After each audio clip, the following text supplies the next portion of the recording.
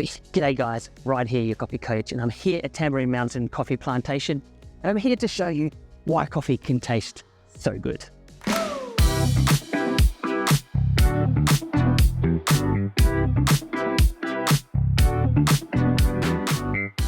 Look at these cherries on the tree here. We're at Danny's Processing Bootcamp, which is a 4-day course, and it runs across every aspect of growing coffee to harvesting to obviously processing coffee, which we're going to have a look at. It's amazing, and I think anyone who's into coffee and wants to understand what happens before you get it to the roastery should go and do this course. The link's below. You can check out and you can book in. They run it in October. Anywhere in Australia, they are running them around the harvest time, so that October period, but they're also getting ready to launch internationally as well. So wherever you are around the world, check out processingmethodsbootcamp.com.au and go and book a course now, or reach out to Danny, because it was wonderful. The harvest season is almost finished. There's a couple of here that are still ripening, but most of the harvesting has already been done.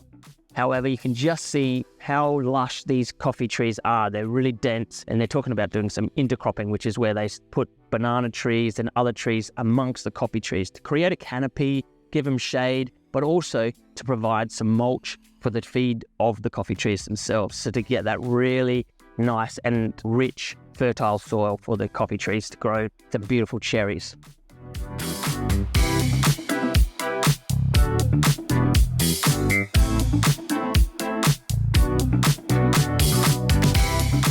So I've got here a sapling of Panama Geisha variety.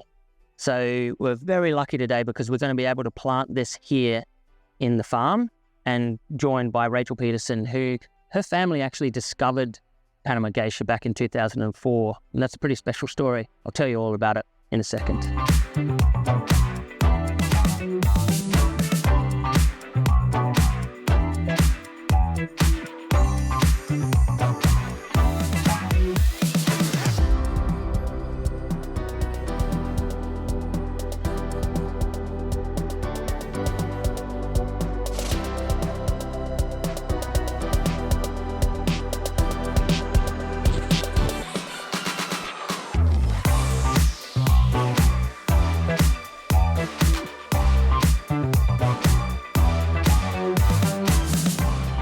Want to plant that one, Ray?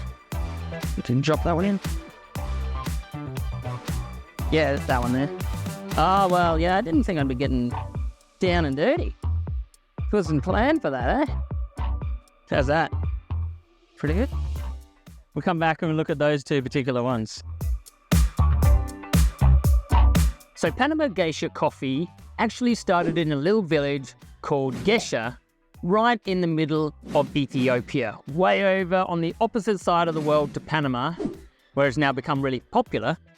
And over time, it was first discovered in about 1930s, and then by the 1960s, it had sort of migrated its way down south through the rest of Africa. Then someone had accidentally planted it over in Panama.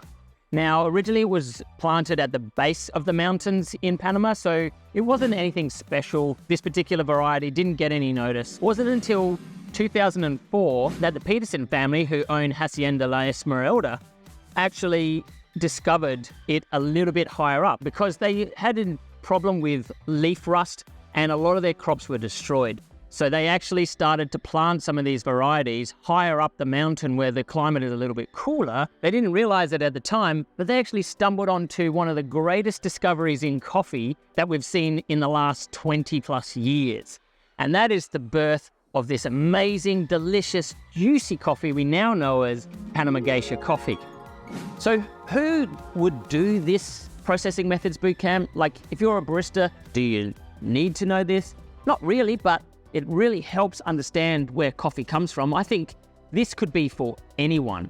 If you're a home barista, you're just interested in coffee, whether you're a professional in coffee, whether you want to start your own roasting facility, processing or growing, any part of that, this particular bootcamp is valuable to anyone. Like, just understanding how much work goes into getting coffee ready before it's exported. before it's even roasted, before it's even harvested. This is something that everyone can get value from. So I don't care if you don't know anything about the professional side of coffee.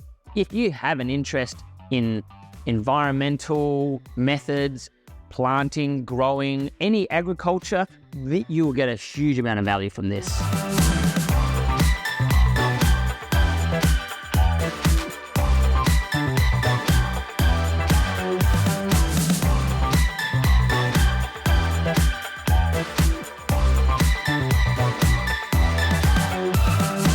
Now that we've picked a lot of the cherries, we can go through and start classifying them into which ones are perfectly ripe, ready for the next stage of processing and the different types of processing methods. I've picked a few just to show you that even though they can look ripe on the tree, when you actually put them next to the cherries, the gradient scale, you can see that, okay, these are actually a little bit underripe.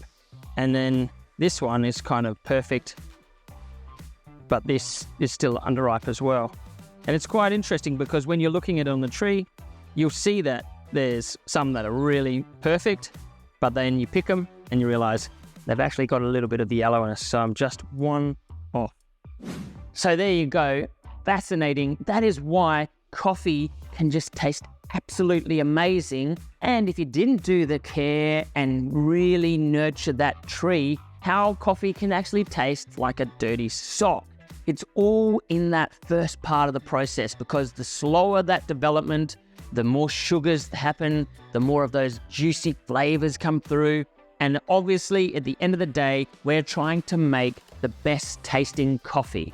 So it's not just about whacking a tree in the ground and then putting some water on it and then in a couple of years' time harvesting it, roasting it, making coffee.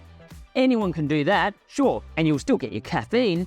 You won't get the nice, delicate, nuanced flavors that you would do if you took this amount of care from it. So I hope this really shows you, if you're wanting to learn how to grow coffee at your home, wherever you are around the world, because down south, it's not really close to the equator. It's not like they have a huge high altitude. The further away from the equator you get, the more the altitude actually affects the flavor and the development. So you don't have to go up as high as you would be if you're close to the equator. That was something that I didn't even realize until I did this processing methods bootcamp. But there are so many factors in, and I hope to show you the follow-up video to this in about a year's time, when I can take you through the 4 days of cupping, processing, getting your hands really dirty from the cherries right down to the coffee itself. But for the meantime, you'll have to do with this, and I'll try to follow up when I can. I'm Ryan, your coffee coach, and as always, enjoy your brew.